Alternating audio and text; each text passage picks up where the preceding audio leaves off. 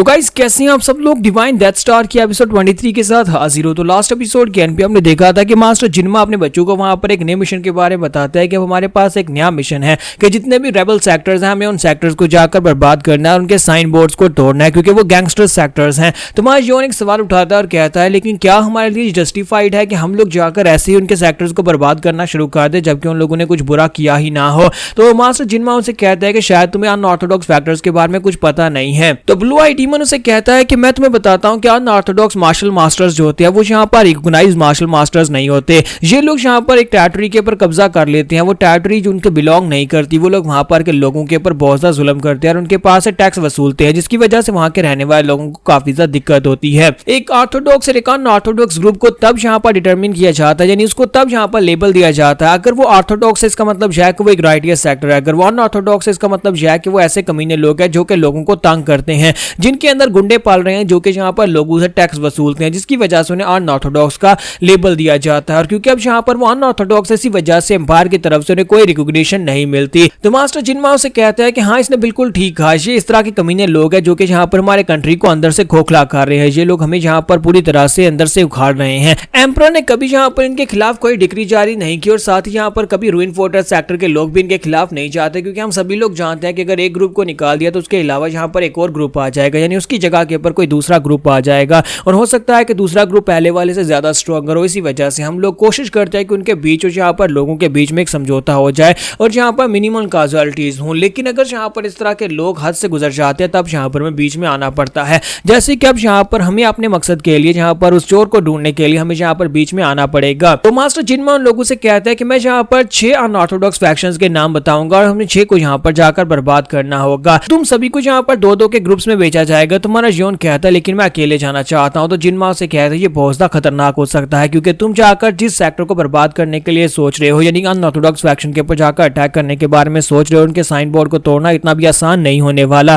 क्योंकि ये unorthodox faction के लोग आम लोगों जैसे बिल्कुल भी नहीं होते, ये मार्शल आर्टिस्ट होते हैं। तो हमारा जोन कहता है फिर भी मैं अकेले जाऊंगा। तो मास्टर जिनमा कहते हैं कि क्या तुम वाकई में यहाँ पर एक पूरी ऑर्गेनाइजेशन को अकेले हरा पाओगे? मुझे पता है कि इससे पहले तुमने यहाँ पर ब्लड फायर करके कुछ लोगों को मारा है लेकिन वो 5-6 लोग थे, लेकिन अब यहाँ पर पूरे सेक्टर की बात हो रही है। हो सकता है कि वहां पर 50 लोग हों या फिर 100 लोग हों, तो तुम उन सभी से एक साथ फाइट कर पाओगे? तुम्हारा जोन कहता है कि हाँ मैं कर सकता हूं, मैं वहां पर जाकर एक्सपीरियंस हासिल करूंगा और फाइट करूंगा। तो इसी के साथ ही वो से कहते हो तो फिर ठीक है मैं तुम्हें यहाँ पर एक मिशन देता हूं। तुम्हारा काम यहाँ पर मेंटिस सेक्टर को जाकर तोड़ना है यानी कि उस सेक्टर के अंदर जितने लोग हैं उन सभी को मार डालना और साथ उनके साइन बोर्ड को भी तोड़ देना। अगर वहां पर जाने के बाद तुम्हें पता चले कि वो लोग बुरे हैं लेकिन अगर वो ठीक काम कर रहे हैं तो फिर यहाँ पर सिर्फ उनके साइन बोर्ड को तोड़ देना। और साथ ही उसे कहते हैं वो लोग यहाँ पर वैसे भी उनके बारे में काफी सारी इंफॉर्मेशन हमारे पास आ चुकी हैं, वो काफी सारी शिकायतें आई है जिनमें वो लोगों के बच्चों को किडनैप करते हैं और साथ ही यहाँ पर उनकी औरतों के साथ रेप कर रहे हैं। इसी वजह से अब यहाँ पर तुम्हें ये मिशन पूरा करना है और जाकर उन लोगों को सबक सिखाना है। तो क्या तुम यहाँ पर ये कर सकते हो? और बाकी सभी लोगों को भी उनके मिशन दे दिए जाते हैं।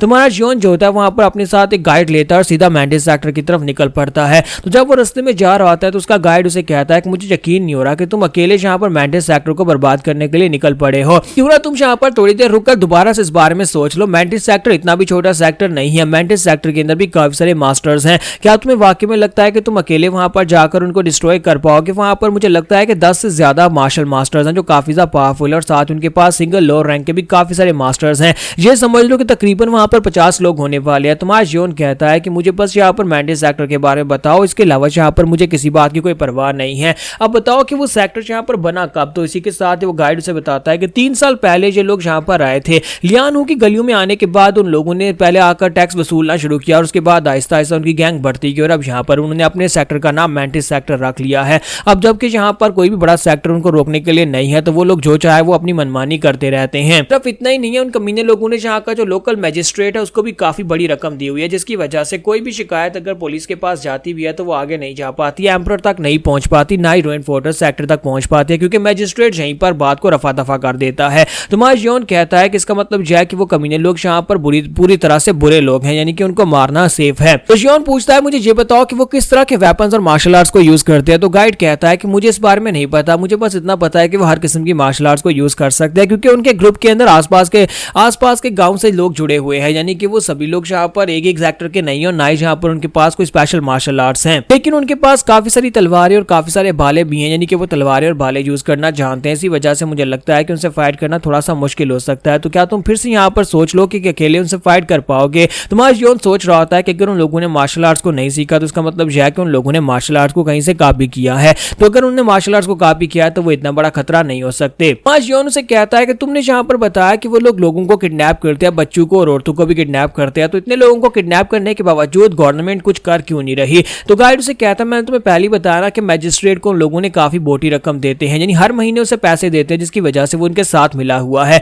तो यहाँ पर बड़ी प्रॉब्लम यही है कि मैजिस्ट्रेट उनके साथ मिला हुआ है। तो यहीं पर से नेक्स्ट सीन लियानू काउंटी का दिखाया जाता है कि मार्स जियोन जब वहां पर पहुंचता है तो वहां पर पहले से काफी सारी भीड़ लगी होती है और वहां पर कुछ लड़कियों को पकड़ा गया होता है। तो मैंटिस सेक्टर के कमीने लोग वहां पर लड़कियों को पकड़कर बंदी बनाकर उन्हें बेचने के लिए लेकर जा रहे होते हैं, जबकि उनके हस्बैंड या उनके जो भाई होते हैं वो साइड के ऊपर खड़े बेचारे रो रहे होते हैं और मैंटिस सेक्टर के लोग जो होते हैं उन लड़कियों को वहां पर घूर रहे होते हैं या फिर उन्हें वहां पर से लेकर जाने लगते हैं। तो इसी के साथ ही वहां पर एक टकला जो होता है अपना नाइफ लेकर बैठा होता है। तो हमारा जियोन आगे बढ़ता है और कहता है कि देखो तो जरा यही वजह है कि यहाँ ट्विन फोर्ट्रेस सेक्टर के लोगों को तुम्हारे जैसे कमीने लोगों को मारने के लिए आना पड़ा, क्योंकि गवर्नमेंट ऑफिशियल्स यहाँ पर कुछ नहीं कर पा रहे। तो इसका मतलब यह है कि ट्विन फोर्ट्रेस सेक्टर के लोगों को यहाँ पर कुछ करना पड़ेगा। मार्स जियोन जैसे वहां पर निकलकर उनके सामने आता है, इसी के साथ ही वो टकला उसने अपने हाथ में जो नाइफ पकड़ रखा होता है वो उस नाइफ को हमारे जियोन की तरफ थ्रो कर देता है। तो वो नाइफ जो होता है उड़ता हुआ हमारे जियोन की तरफ आगे बढ़ता है, लेकिन मार्स जियोन उस नाइफ को अपने हाथ में पकड़ लेता है। उस नाइफ को पकड़ने के साथ ही वहां से स्विच स्वर्ड आर्ट स्टाइल को यूज करते हुए सामने की तरफ उसे थ्रो कर देता है,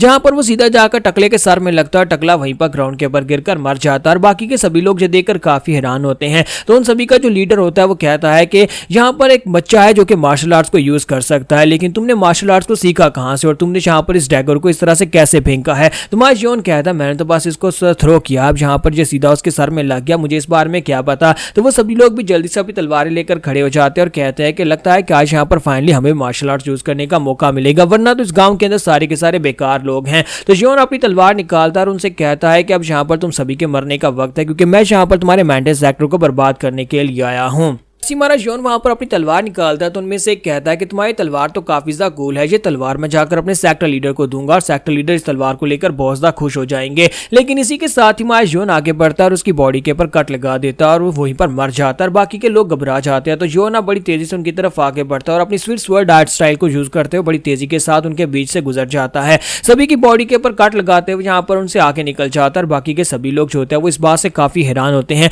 कि हमारे जियोन ने उन सभी के देखते ही देखते वहां पर जितने लोग थे सभी को मार डाला है। और उन सभी के मरने के बाद उनके भाई और उनके पति जो होते हैं वो लड़कियों के पास भागते हुए आ जाते हैं और साथ ही हमारे जियोन से कहता है कि यंग मास्टर तुम्हारा बहुत बहुत शुक्रिया, तुमने यहाँ पर हमारी लड़कियों को बचा लिया, तुम्हारा बहुत बहुत शुक्रिया। तो हमारा जियोन जो होता है वो गाइड से कहता है कि लड़के आप जल्दी से बताओ कि मैंटिस सेक्टर का हेडक्वार्टर कहाँ पर है। तो वो गाइड उसे कहता है कि सर वो देखें वहां पर सामने वो साइन बोर्ड लगा हुआ है, वो मैंटिस सेक्टर का हेडक्वार्टर है, वो सभी लोग इस वक्त वहीं पर होंगे। तो हमारा जियोन जो होता है यहाँ पर उनके हेडक्वार्टर यानी उनके बेस की तरफ आगे बढ़ता है। तो यहाँ पर हम लोग अपनी एपिसोड 23 का एंड करेंगे और नेक्स्ट एपिसोड में देखेंगे कि हमारा जियोन क्या जाकर वहां पर वाकई में सभी लोगों को मार डालेगा और क्या वहां पर कोई पावरफुल मार्शल मास्टर भी होने वाला है या नहीं।